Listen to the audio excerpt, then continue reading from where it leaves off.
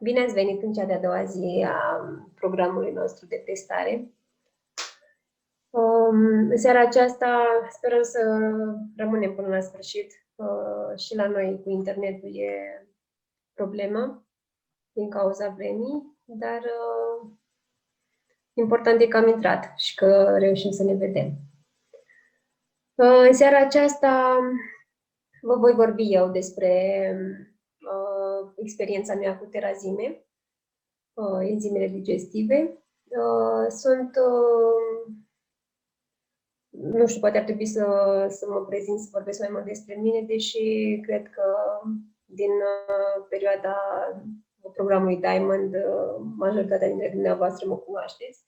Sunt în doTERRA de 4 ani acum și am reușit să scoatem din casă partea mai puțin plăcută a vieții, și anume dependențele de diferite substanțe. Și astăzi ne bucurăm de magia pe care a adus-o doTERRA și uleiurile esențiale. Terazime e un produs care a făcut bine atât pe partea digestivă la noi, cât și pe partea sistemului ostos. Soțul meu este cel care a folosit terazime, sau mă rog, căruia i-am administrat terazime în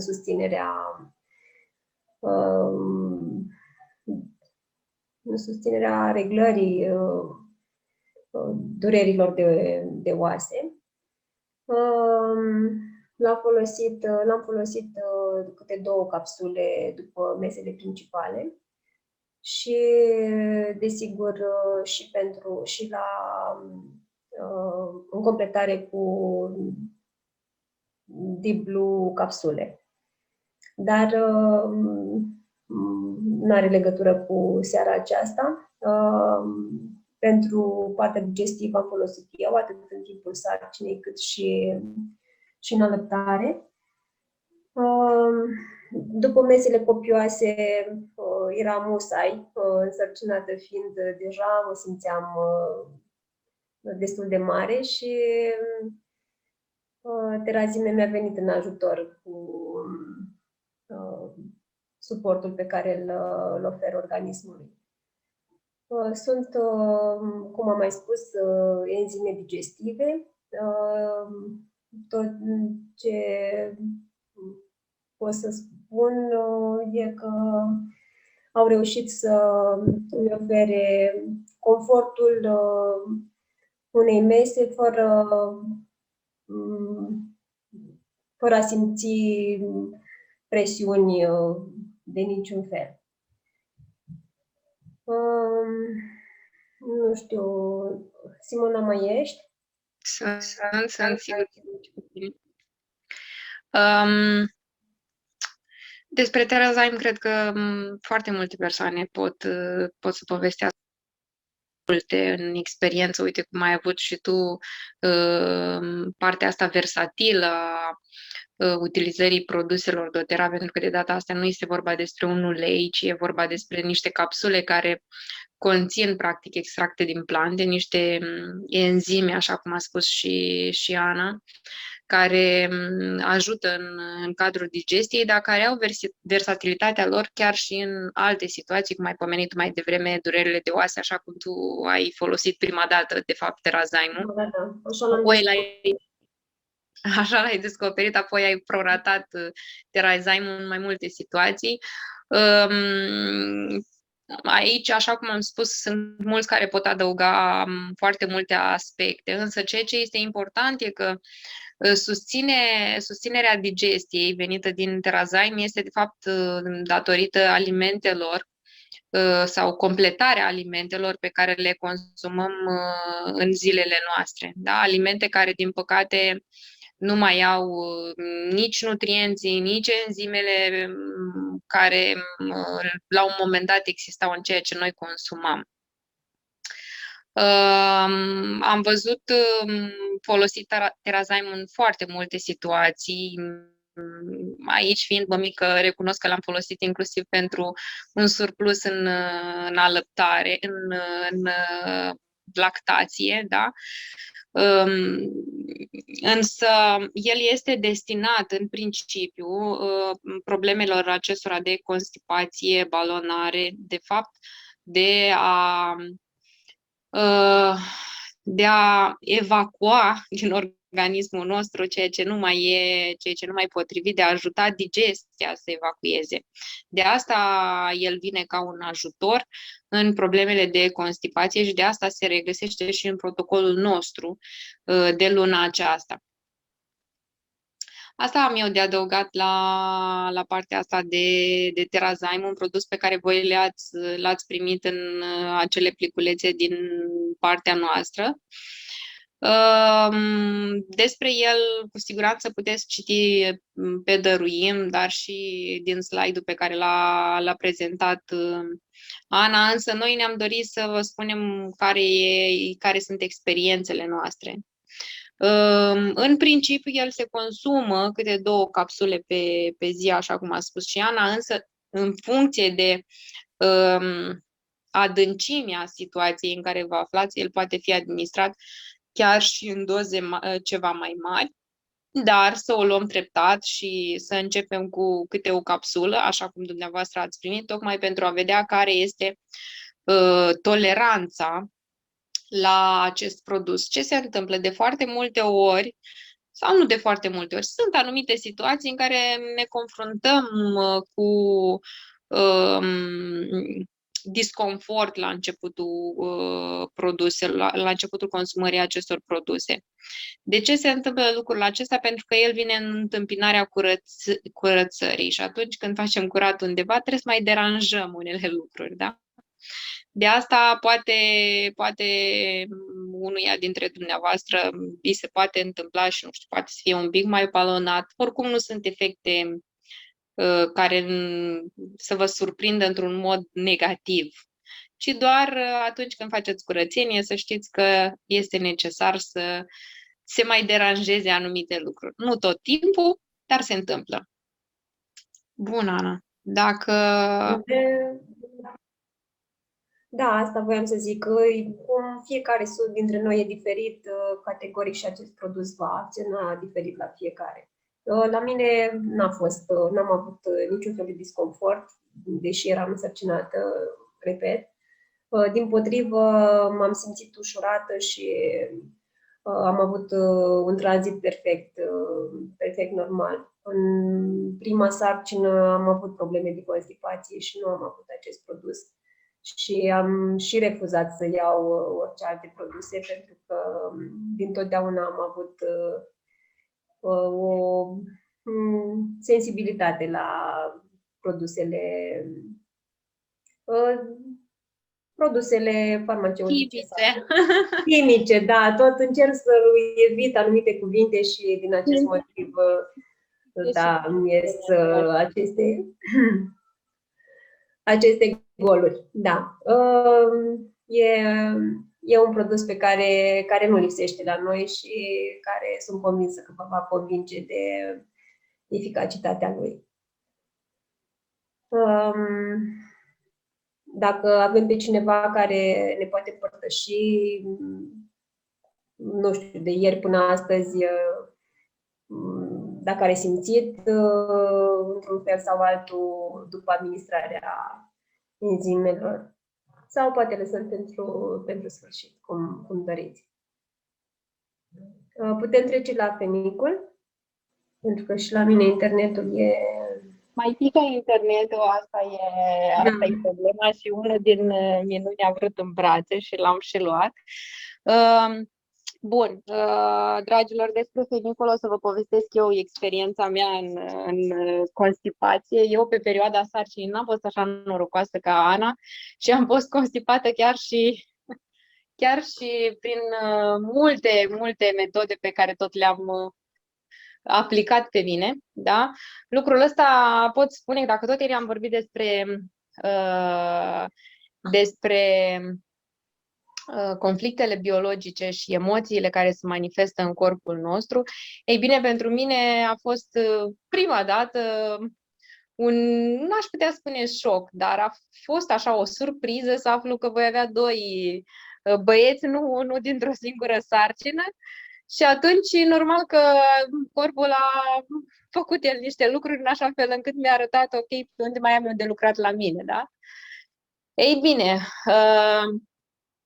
conștientizarea a venit, însă a fost nevoie categoric și de un suport exterior.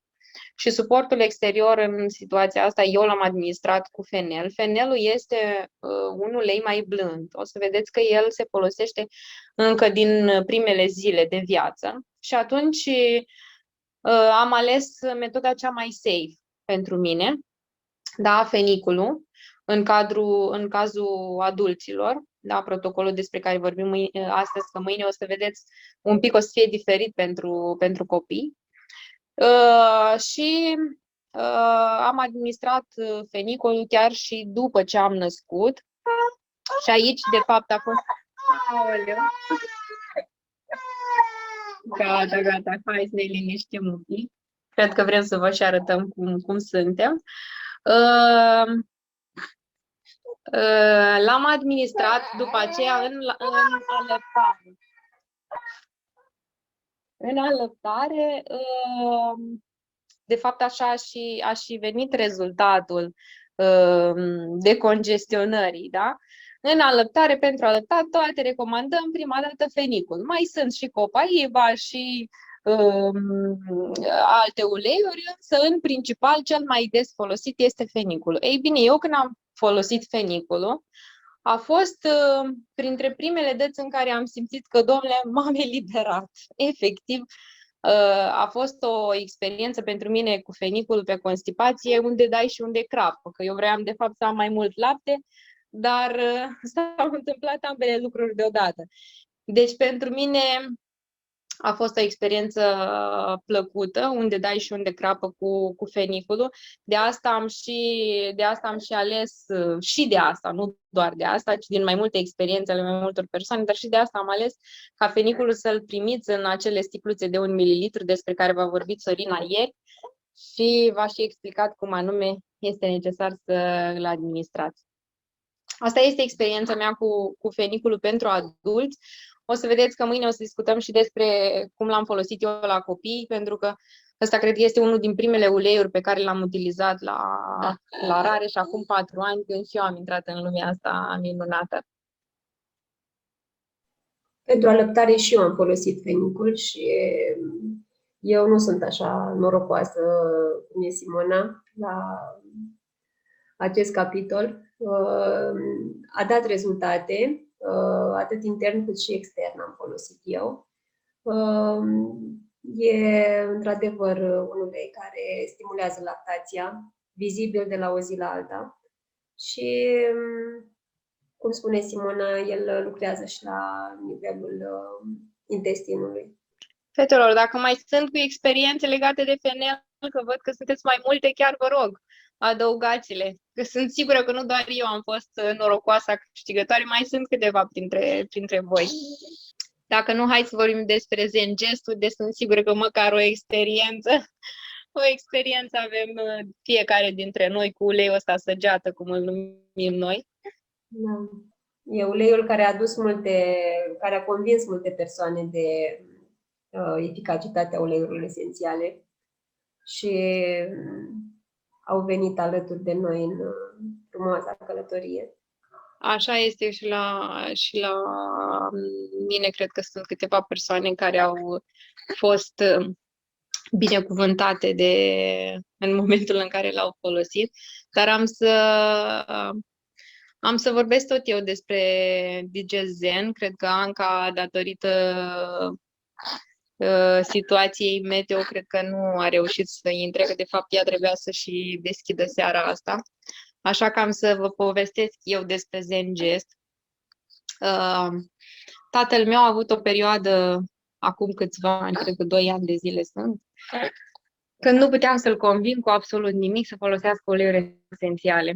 Da? este normal, a fost învățat să-i prescrie un altcineva decât fiica lui, altcineva decât fiica lui, o metodă de a îndepărta simptomele pe care le avea la momentul respectiv cu un helicobacter sau început de ulcer. I s-au prezentat mai multe cum se numesc, mai multe, spuneți, fetelor.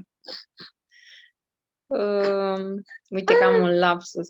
Oricum, clar era că jonglam, așa, clar este că jonglam între două diagnostice, clar, tata pe simptom era cu vomă constată, fermentație și așa mai departe. Specific ambelor, că de fapt ele trec de la unul în altul. Ei bine, vreau să spun că după ce a urmat mai multe tratamente, eu tot l-am rugat, hai, te rog, dăm 30 de zile din viața ta ca să le încerci. Hai, te rog, nu. După aia nu s-a transformat în da, dar în momentul în care s-a transformat în da, stai așa că, uite, mai încerc și tratamentul ăsta 10 zile. Și dacă nici asta 10 zile nu funcționează, atunci mă las pe mâna ta. Ok, zic, eu deja ți-am comandat, dar dacă tu mai vrei încă 10 zile, eu sunt de acord încă 10 zile. Sper că ajungi la mâna mea. Bun. Au trecut, bineînțeles, cele 10 zile, am ajuns, eu cred că după vreo 30 de zile acasă și am adus mai mult, dar cel mai important a fost digestenul pe care l-am administrat. Vreau să spun că în momentul în care el avea acele regurgitații, nici nu pot să numesc fermentațiile acelea, din momentul în care am introdus și tămâia, dar le-am introdus pe parcurs, așa cum de multe ori noi recomandăm, mai ales că atunci eram mai la început. În momentul în care am introdus Zen-gestul sau digezenul în alimentația lui, lucrurile s-au schimbat categoric, da? Și în momentul în care am făcut această administrare, el mi-a spus că, ok, a scăpat de mai multe lucruri, inclusiv partea asta de constipație, da? Care era deranjantă, dar nu atât de tare cât erau acele regurgitări mai deranjante. De ce era mai deranjant? Pentru că era tot timpul omniprezent, da? În momentul în care noi ne dorim să mergem să evacuăm, ne dorim o dată de 2 ori pe zi, dar în momentul în care stăm tot timpul în gât cu arsura aceea, e mult mai deranjant. Ei bine, asta este experiența noastră cu partea de constipație. Pentru Zen-gest, cred că sunt atât de multe experiențe, de la helicobacter, la constipație, la tot ce ține de sistemul digestiv, pentru că ele sunt legate una de cealaltă. Nu există să funcționeze unul corect 100% și celălalt să nu funcționeze. Tot ce e legat de digestie se manifestă în corp undeva mai tare, dar sunt diferențe de funcționare la fiecare părticică a sistemului digestiv. Asta am eu de spus despre Zen-gest. Experiențele oricum le mai găsiți și pe Dăruim, le găsiți și pe Donectar, ale noastre, cele personale, cele pe care le-am trăit și ne-au convins pe noi. Nu știu, dacă mai sunt persoane care au experiențe cu Zen-gest, indiferent că e vorba de constipație sau de alte situații pe care vreți să ni le împărtășiți. Da, am să vă spun și eu, pentru acele arsuri pe gât, pe stomac, spuneți cum vreți. Așa. În momentul în care mănânc anumite mâncări, apar arsurile. Și ori cu 2 gelule, așa, sau cu picăturile, dar un pic mai, așa, picăturile sub limba. Și în 10 minute se calmează totul, mă liniștesc fără probleme. Nu am făcut un tratament anume ca să zic că iau pe o perioadă mai îndelungată, ci doar așa, din când în când, când e nevoie. Mulțumim, doamna Mariana, mulțumim tare mult că ați adăugat experiența dumneavoastră, că tot a vorbit doamna Mariana despre uleiul ăsta că se administrează intern sau topic, da? În situația dumneavoastră, în acel rolon sau acel spray pe care l-ați primit, se află 20 de picături de 10 picături de zengest, îmi cer scuze, și 10 picături de ginger. Deci, dumneavoastră veți folosi nu intern, ci topic în această testare uleiul zengest. Topic îl folosim și noi. Eu îl folosesc dimineața la băiețelul meu care are 9 ani și mai sunt dimineți în care nu-i chiar dornic de a merge la școală. Și atunci pun o picătură de zengest pe abdomen cu puțin ulei purtător și trecem peste neacceptare și nedigerarea acestei plecări la școală. Și e de mare ajutor, mă scuzați. Mulțumim tuturor că ați fost alături de noi și sperăm să primim măcar în comentarii părerea dumneavoastră despre prima zi de testare, de fapt chiar a doua, că e spre sfârșitul celei de-a doua zile. Dacă vreți, eu vă pot adăuga o experiență cu zengest foarte interesantă. Aparte noi în familie, eu am tratat chiar și animalele, am o pisicuță care a avut ceva probleme, avea diaree și în stomacel se auzeau zgomote foarte, foarte urâte și 2 zile am aplicat o picătură, întâi am aplicat o picătură de zengest în palmă, plus 2-3 picături de ulei purtător și am masat toată burtica. Am repetat a doua zi și problema s-a rezolvat.